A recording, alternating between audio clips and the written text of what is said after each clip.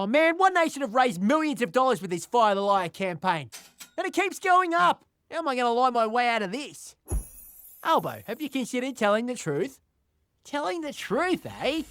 I love mass migration. It's destroying everything. I don't care about your power bills. Net zero is a scam.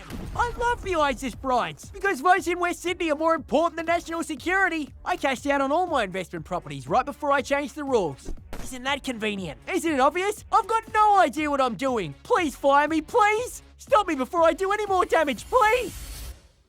Nah, I'll just stick to the lies. What? Shoulder Angel Albo, did you just donate as well? It's money well spent, you liar.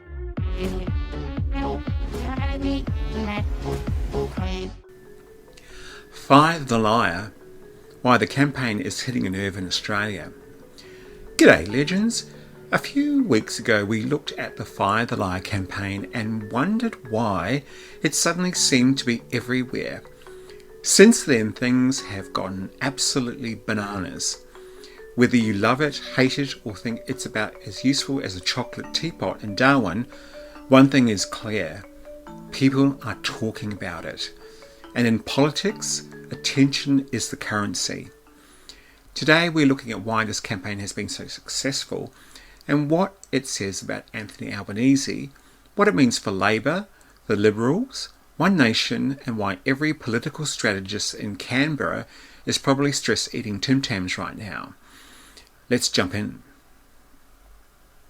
The campaign that refuses to go away. Now, let's be honest. Australia has seen plenty of political slogans over the years. Where the bloody hell are ya? Kevin 07. Stop the boats. And now Fire the Liar. It's simple, it's emotional, and most importantly, people remember it. Political strategists spend millions trying to create messages that stick. This one stuck faster than Bunnings snag onions to your shirt.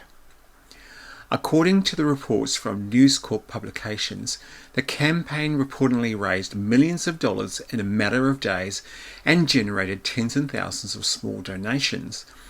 That's extraordinary by Australian political standards. Love it or hate it, that's real engagement. So, why has it worked so well? The answer isn't actually Anthony Albanese. The answer is frustration. Cost of living, housing, energy prices, interest rates. People feeling like they're working harder and somehow getting less. When people are happy, attack campaigns usually struggle. When people are frustrated, attack campaigns become rocket fuel. The campaign taps directly into the frustration. It's not really selling a policy, it's selling a feeling. And feelings spread a lot faster than spreadsheets. Let's face it, nobody shares a TikTok saying, "Hey guys, let's discuss marginal tax policy adjustments." But they will absolutely share a video that says, "Someone's not telling the truth." Has it exposed Albo? This is where things get interesting. Supporters of the campaign argue it has highlighted what they see as broken promises and policy backflips. Critics argue it's simply a political attack designed to create outrage. The truth, both things can be true at the same time. What the campaign has definitely done is force conversations about trust. And trust is everything in politics. You can survive bad headlines, you can survive bad polling, you can even survive a dodgy photo eating a sausage sideways, but when voters start questioning whether they trust you, that's when things get dangerous. The Australian Financial Review recently noted that the liar label appears to be gaining traction against Albanese and some parts of the electorate, similar to attacks previously used against other prime ministers. The biggest story no one is talking about. Here's the really fascinating part. This isn't actually a story about Albanese. It's a story about the collapse of traditional political communication. 20 years ago, political parties needed newspapers and television stations to reach voters. Now, one bloke with a smartphone, an internet connection, and enough caffeine to reach millions. Political gatekeepers are losing control. Social media has changed everything. One Nation's digital operation has been widely credited for punching far above its weight online through virtual content, direct voter engagement, and highly shareable videos. The major parties are still discovering that polished press conferences don't always beat a viral 30-second clip. That's a huge shift. Why Labour should be worried. Labour's problem isn't One Nation, it's voter dissatisfaction. If voters are happy, minor parties struggle. If voters are angry, minor parties thrive. Recent reporting suggests Labour strategists are increasingly concerned about One Nation's growth and have even distributed internal talking points aimed at counteracting the party's message. That tells you something important. When your opponents are starting dedicating resources to stopping you, you've become a threat. Why the Liberals should be worried too. Now, before Liberal supporters start doing victory laps around the backyard, hold your horses, because One Nation isn't only taking voters from Labour, it's attracting frustrated voters from all directions.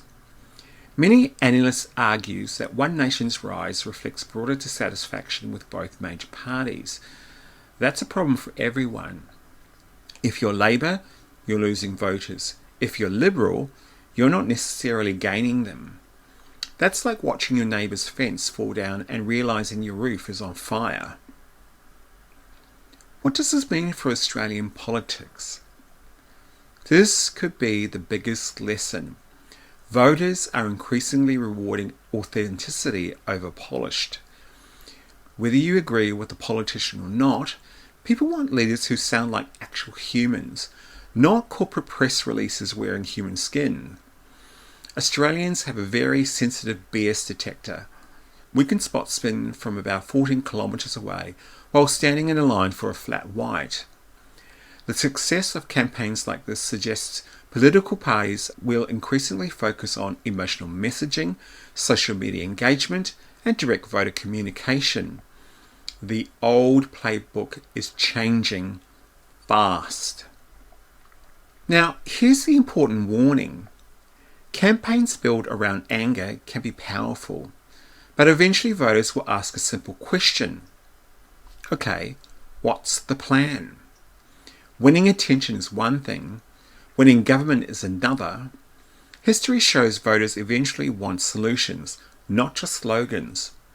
That's the challenge facing every political movement in Australia. So has Fire the Liar been successful?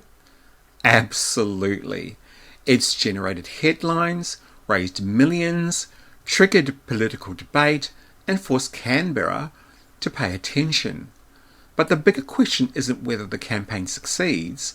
The bigger question is why so many Australians were willing to listen. Because when millions of people respond to a message that they're usually telling us something deeper, maybe this isn't really about one politician. Maybe it's about trust. Maybe it's about frustration. Or maybe it's simply Australians saying, "Oi, Canberra, we're paying attention." And if there's one thing every political party should remember, Australians can forgive mistakes, they can forgive awkward interviews, they can even forgive eating a meat pie with a knife and fork, but they really forgive being taken for mugs. What do you reckon? Is Fire the Lie exposing real issues, or is it just clever political marketing? Drop your thoughts in the comments. What did I miss? Like, subscribe, and smash the bell for more No BS breakdowns. Share this with your mates who are yelling, "Fire the liar." They'll thank you later. Thanks for watching. Stay curious, stay sarcastic. Oh, and remember to question everything. Cheers!